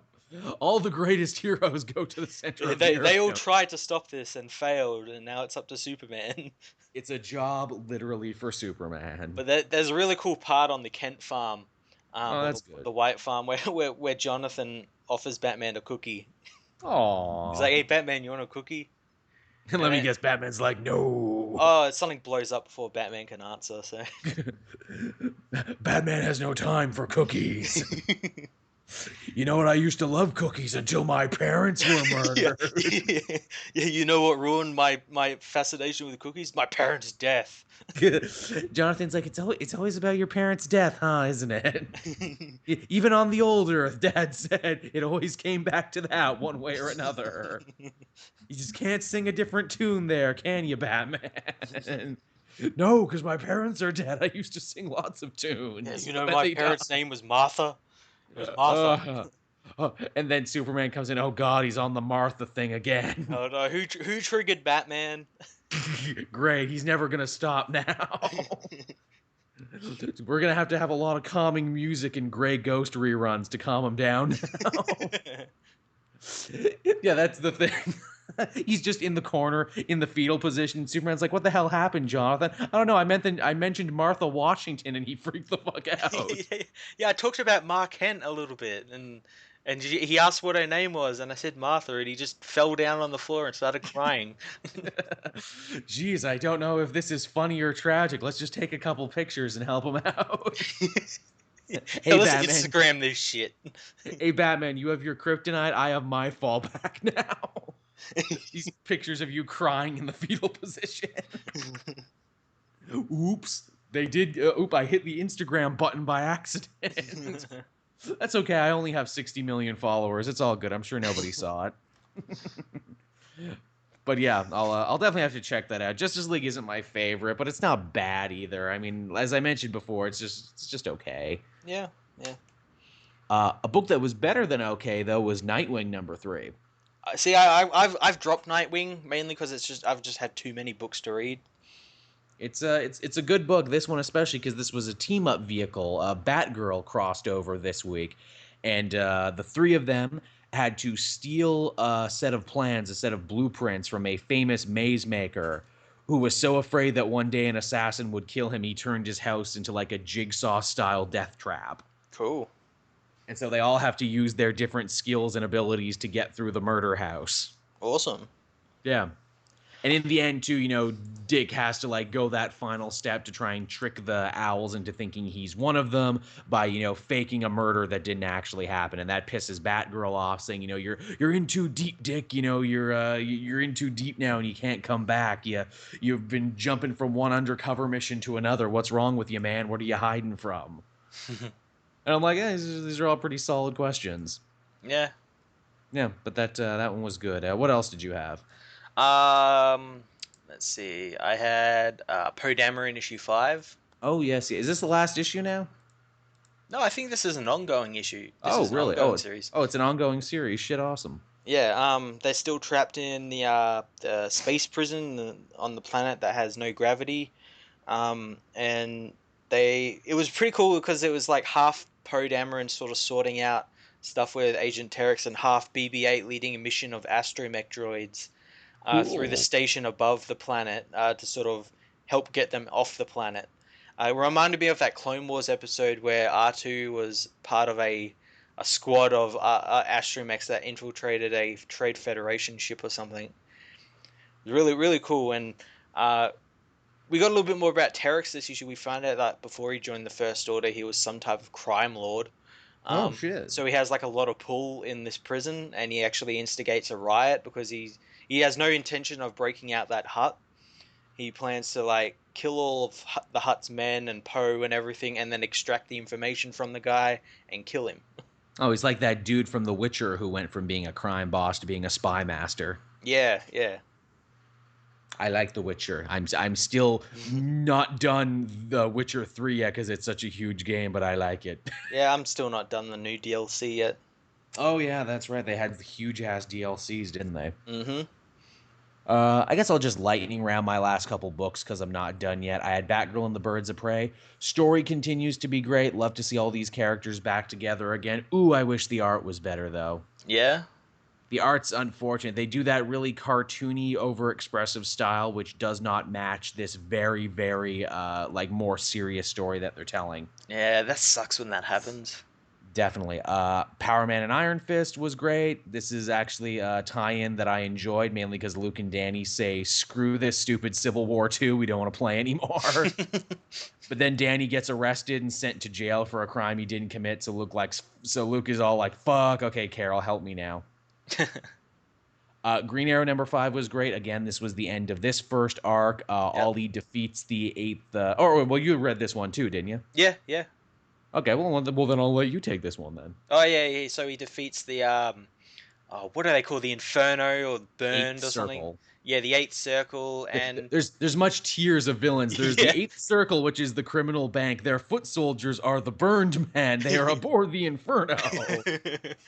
Which goes out to see this issue, and when Ollie decides to destroy it and like defeat the bad guys, he actually ends up on an island again. Another one. He's like, fuck irony. Yeah, he's like, well, fucking sick of this shit. In a nice bit too, I like that the big like thrust point of this issue was Ollie being like, look, if I defeat the Ninth Circle, that'll be great and everything. I'll get rid of their money and break their power. Oh, but shit, this is all my money too, because Broderick, my Yep. CEO, is part of them. So if I blow up this ship, it means I will be poor from here on out. And he's like, why not? Eh, gonna be a lot of stovetop ramen from here on out.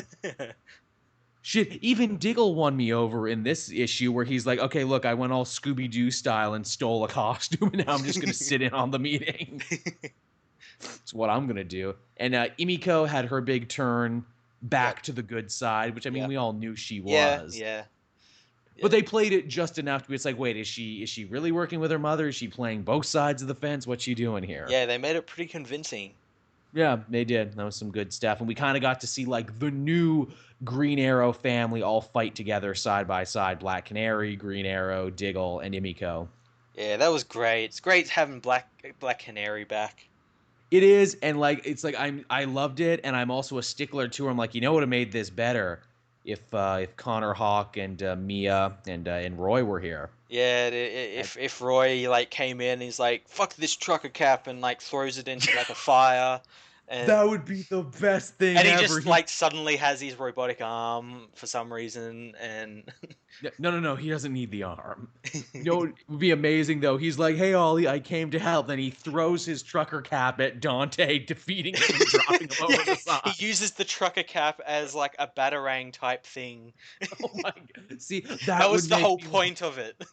That would make me like the trucker cap. I would be fine with the trucker cap if that's how they decided. He just throws it And at people. then he uses those shitty glasses and he breaks the eyes off of him and stabs him into a guy and Love it. And somewhere, just the villain's like, "Who throws a hat? Seriously, who throws a hat? I throw a hat." no one Geez, Roy, expects the hat. no, geez, Roy, you on drugs again? It doesn't matter. Don't ask questions you don't want the answers to. But Green Arrow was pretty tight. Again, I'm just lightning through mine so you can finish yours there, Matt. Aquaman was pretty cool. We got to see. You read that one too? Awesome. Yep. It was Aquaman wrecking shit and then telling Mera not to kill people. That was great. They mess up the entire U.S. military in one issue. Yeah, I love how Aquaman is like, "Damn it, Mera, stop killing people." And she's like, "No, don't." Saving helicopters from falling and everything. And I love too, they're having like a married couple fight while they're doing all this. Was like, look, maybe we should carry or call off our land engagement now if you're gonna be this way. And then at the end, Mera's like destroying shit and he's like, "Hey, Mera, just stop for a minute." And like Superman's there, and he's waiting for us. Which I really am wondering where they're gonna go with that, because they sort of implied that like the government called in Superman to help out. Yeah, I could see like maybe that happened, or maybe Superman saw fucking Arthur's wrecking shit again. Better go down. I hope that's the way they go to, where he's like, look, I'm Superman. I don't know if you know me or anything, but on my Earth, I had an Aquaman and we were good friends, and because of that, I want to help you against the military, because they were sort of implying a Dark Knight Returns Superman tool of the government. Like, what's that, Uncle Sam? You need me to defend freedom? I'm on it. What's this I hear, Aquaman, about you fucking over the apple pies? Well, not on my watch, mister. What did he say about baseball? Yeah. Not on my watch, he won't. And then later that day, Superman built a wall around Atlantis. Here, Atlantis, you belong in Russia with the commies. Superman, he's like, no, I thought it would make it around Atlantis. Now I just built a wall around the entire ocean. Geez, Superman, that's a lot of land to cover. I know, but I'm Superman. I can do it. But how are any of us supposed to get to the ocean now? Superman didn't think that far. Superman just did it. But yeah, Aquaman's been really cool. I like this socio-political stuff they're doing with Aquaman. There's a great bit where like the shitty general is like, well, can we shoot someone who's on the Justice League? What'll that be in PR? Oh, he's the fish guy. You can shoot the fish guy. We couldn't shoot the Boy Scout or the Amazon, but we can shoot the fish guy.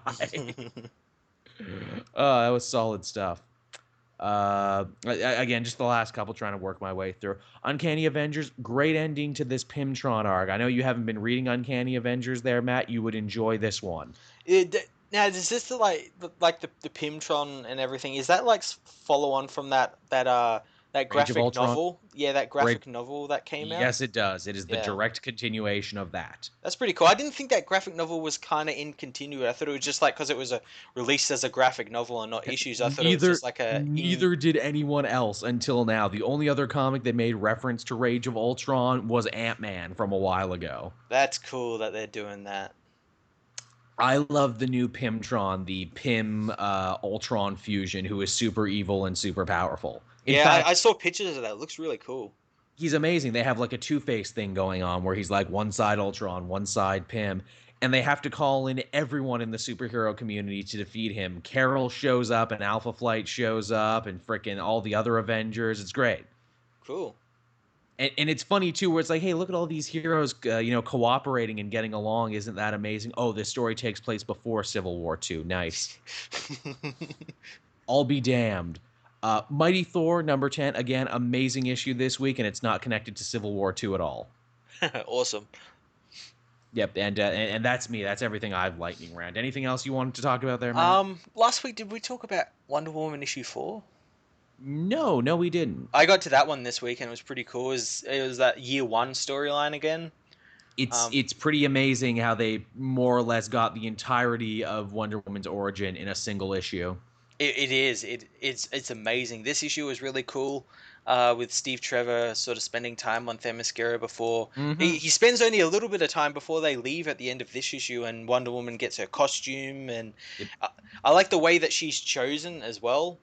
How they have that fight, that arena fight, and then none of the bullets and bracelets tournament. Yeah, none of them could deflect the bullets off the bracelets, but Diana could. And did you see we got the origin as well for the invisible jet as well? Yep, it had scales on it. It had magic scales on it. And it's the jet that crashed that brought Steve Trevor there. That might be the best answer for the invisible jet I've ever heard in anything. I thought I didn't see that the first time, but when I read it again just before I reviewed it, I like, holy crap, that's literally the origin of the invisible jet. That's really cool. And it kind of makes sense because like when I read it the first time, I'm like, how do like Amazons know how to make jets, but they don't understand guns? Yeah, that's the thing. And then I'm like, oh, I get it now. It's the jet that brought Steve Trevor there. They just kind of fixed it up. And they are fast learners though, which I like. It's like, this is a gat. We now bust caps and asses. We learned how they work. It'd be really cool if like now Hippolyta's like she now has a gun and just like uses it for everything. So like Homer, you use it to turn off the lights and like shoot the TV and everything. And yep, just like that. Because again, in the original Wonder Woman story, it was the bullets and bracelets tournament, but they did away with that in other versions because it's like, how would the Amazons get their hands on guns? Yep. So they recreated the original thing in this, and I love that they managed to do that. Yeah, it's a great origin. It really setting things out now properly. Definitely. It was really, really good stuff. Can't wait to see what they do next with that book. Yeah. Was that it? Was that all you had to talk about? Yeah, I've still got comics to review. I haven't read any of them, but yeah. I know, these weeks are getting bigger and bigger now, and they keep adding more DC Rebirth titles. It's nuts, I tell you. That being said, I think people can't complain. I think we give them a very meaty show. We answered their questions. I hope everybody enjoyed it. I know I enjoyed doing it. Anything to impart on the Matt? Anything you got coming up you want to talk about? Not really, no.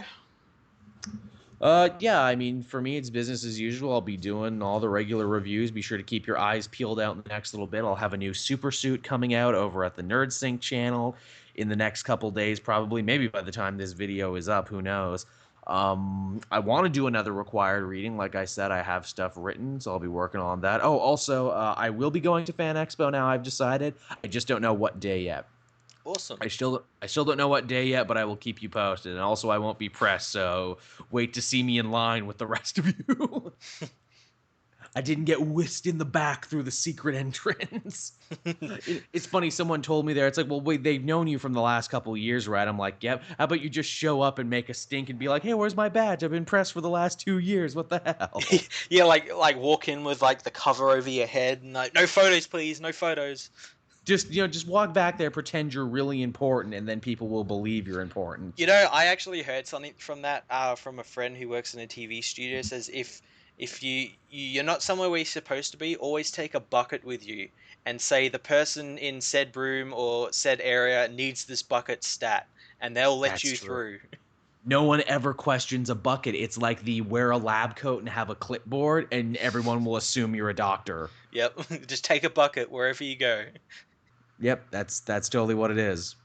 That's good stuff. That's good stuff. So yeah, I mean, as always, be sure to like, subscribe, favorite, check Matt out on Fortress of Solitude. Be sure to, check us out on Facebook and everything. In fact, I've been going out of my way to make sure just about everything I do heads up on Facebook now. There's some cool videos over there. Be sure to support us.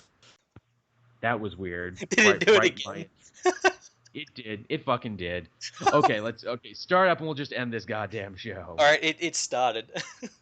Okay. God damn it, Matt. Friggin' this was just the show from hell, wasn't it? You people are lucky you got anything this week. Skype and the internet and the powers that be are being bullshit. And the worst part is Matt was recording this show this week because my OBS shit the bed for some reason. Yeah, so now I have like 3 or 4 files to edit together. Thank you, Matt, and also thank him for timestamps and all the other good stuff. What I was trying to say is, if you want to download the show, check it out on Podbean. We've been doing good over there. Thank you, everyone who supported us. We love you a lot for all the work you're doing. So I'm gonna put this show to an end now, so I can go have a goddamn aneurysm over technical trouble. So bye-bye, everybody. See ya.